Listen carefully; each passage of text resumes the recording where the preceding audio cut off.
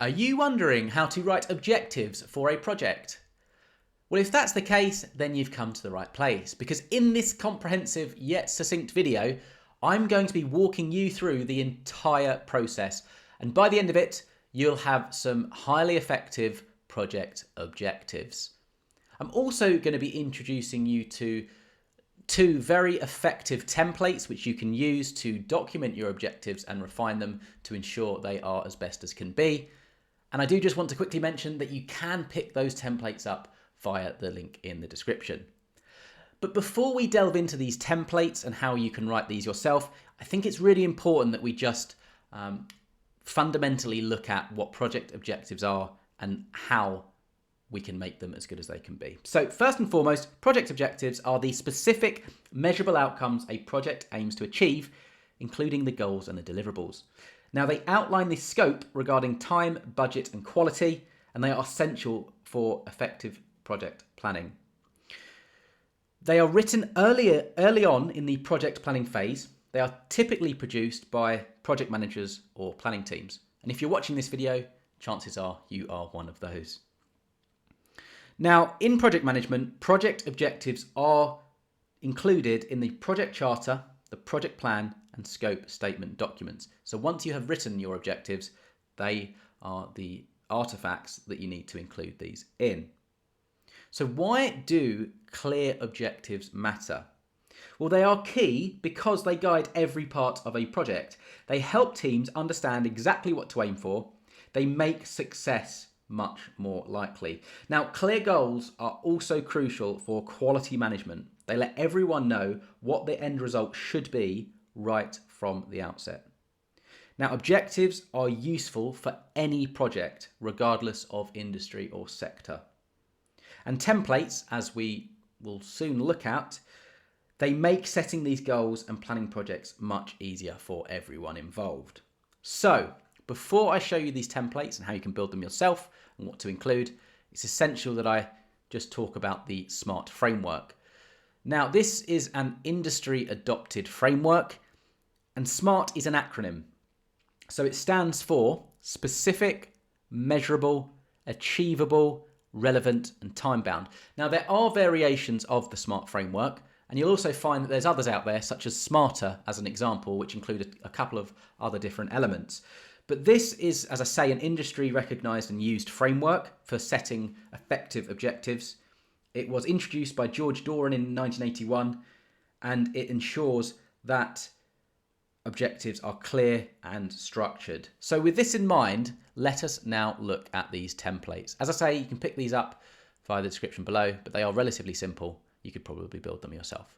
So what I've essentially done here is I've just created a content area. So this is the first template.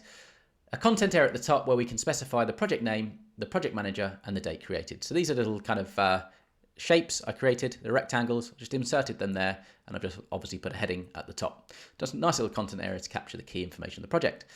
I've then got an area for you to specify the project goal, so the main outcome. What is this project all about? We then have different content areas. So this is a table, insert, I clicked insert, table, and I think I did a 2x6 or something like that. And I've literally just listed all of the different SMART objectives on the left-hand side in the first column. Then there's a content area on the right where you can basically specify this out, and write it out. And then at the bottom, that will help you to write your overarching objective. So in terms of specific, who, what, when, where, why, and which. Measurable, metrics and milestones. How much, what percentage. So these should help you think about what to kind of put here. Achievable. Do you have the skills and tools to accomplish the objective? Is it relevant? Does it fit with the overall organizational objectives? And is it time bound? You know, what are the deadlines involved? So if you put all of these different elements in place, you will have a really, really effective objective. So in this first template, there are three different objective areas. If you did want to create another one, you could literally just click this, press Control C, I pressed that by mistake, go down here and press Control V, and then just change that to objective 4, 5, and so on and so forth. So that's the first template. The second template is a slight variation of that. It's probably more simple, but you've got the content area at the top, Again, somewhere to put the overarching project goal, and then we've just got the projects listed here. Now, what I've done here, this is an example objective. So this would fit the SMART criteria, and this is what you're hoping to achieve. So as an example, the objective is to increase the sign-ups of our new product, in this case, an example, Product Horizon, so very, very specific there, at our top 10 clients by 50% by December the 31st, 2024.